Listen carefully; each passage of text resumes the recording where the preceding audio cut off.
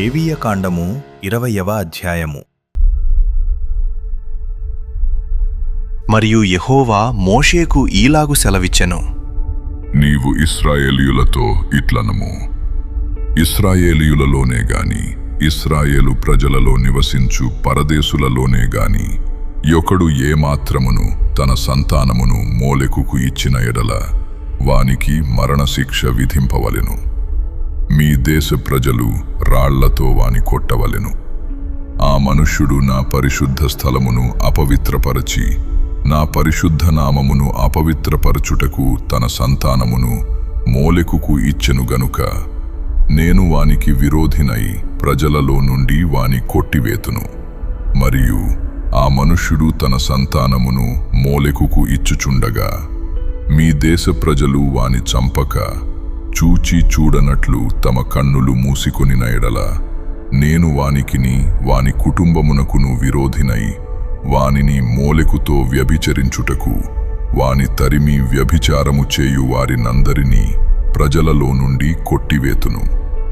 మరియు కర్ణపిశాచి గలవారితోనూ సోదెగాండ్రతోనూ వ్యభిచరించుటకు వారి తట్టు తిరుగువాడెవడో నేను వానికి విరోధినై ప్రజలలో నుండి వాని కొట్టివేతును. కావున మిమ్మును మీరు పరిశుద్ధపరుచుకొని పరిశుద్ధులయ్యుండుడి. నేను మీ దేవుడనైన యెహోవాను. మీరు నా కట్టడలను ఆచరించి వాటిని అనుసరింపవలెను. నేను మిమ్మును పరిశుద్ధపరచు యెహోవాను. ఎవడు తన తండ్రినైనను తన తల్లినైనను దూషించునో వానికి మరణశిక్ష విధింపవలెను. వాడు తన తండ్రినో తల్లినో దూషించెను గనుక తన శిక్షకు తానే కారకుడు. పరుని భార్యతో వ్యభిచరించిన వానికి అనగా తన పొరుగువాని భార్యతో వ్యభిచరించిన వానికిని ఆ వ్యభిచారినికిని మరణశిక్ష విధింపవలెను. తన తండ్రి భార్యతో శయనించినవాడు తన తండ్రి మానాచ్ఛాదనమును తీసెను. వారిద్దరికిని మరణశిక్ష విధింపవలెను. తమ శిక్షకు తామే కారకులు. ఒకడు తన కోడలితో శయనించిన ఎడల వారిద్దరికిని మరణశిక్ష విధింపవలెను. వారు వారి వరసలు తప్పిరి, వారి ప్రాణాపరాధము వారి మీద నుండును. ఒకడు స్త్రీతో శయనించినట్టు పురుషునితో శయనించిన ఎడల వారిద్దరూ హేయక్రియను చేసిరి గనుక వారికి మరణశిక్ష విధింపవలెను. తమ శిక్షకు తామే కారకులు. ఒకడు స్త్రీని ఆమె తల్లిని పెండ్లి చేసుకొనిన ఎడల అది దుష్కామ ప్రవర్తన. దుష్కామ ప్రవర్తన మీ మధ్య నుండకుండా వానిని వారిని అగ్నితో కాల్చవలెను. జంతు శయనము చేయువానికి మరణశిక్ష విధింపవలెను. ఆ జంతువును చంపవలెను. స్త్రీ తన్ను జంతువు పొందునట్లు దాని సమీపించిన ఎడల ఆ స్త్రీకిని ఆ జంతువునకును మరణమే విధి. ఆమెను దానిని చంపవలెను. తమ శిక్షకు తామే కారకులు. ఒకడు తన సహోదరిని అనగా తన తండ్రి కుమార్తెనే గాని తన తల్లి కుమార్తెనే గాని చేర్చుకొని ఆమె దిశములను వాడును. వాని దిశములను ఆమెయు చూచిన ఎడల అది దురనురాగము. వారికిని తమ జనుల ఎదుట మరణశిక్ష విధింపవలెను. వాడు తన సహోదరి మానాచ్ఛాదనమును తీసెను. తన దోష శిక్షను తాను భరించును. కడగానున్న స్త్రీతో శయనించి ఆమె మానాచ్ఛాదనమును తీసినవాడు ఆమె రక్తధారాచ్ఛాదనమును తీసెను. ఆమె తన రక్తధారాచ్ఛాదనమును తీసివేసెను. వారి ప్రజలలో నుండి వారిద్దరిని కొట్టివేయవలెను. నీ తల్లి సహోదరి మానాచ్ఛాదనమునే గాని నీ తండ్రి సహోదరి మానాచ్ఛాదనమునే గాని తీయకూడదు.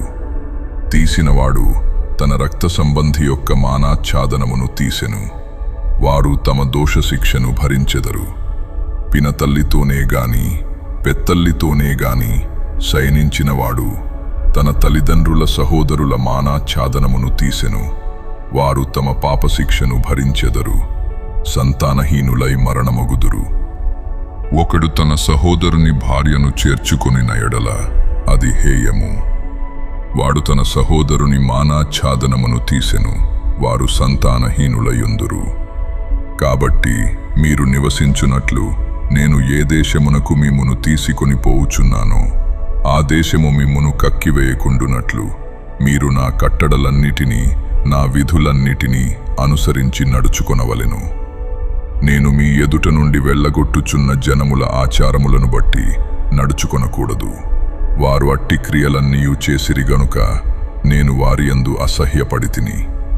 నేను మీతో చెప్పిన మాట ఇదే, మీరు వారి భూమిని స్వాస్థ్యముగా పొందుదురు.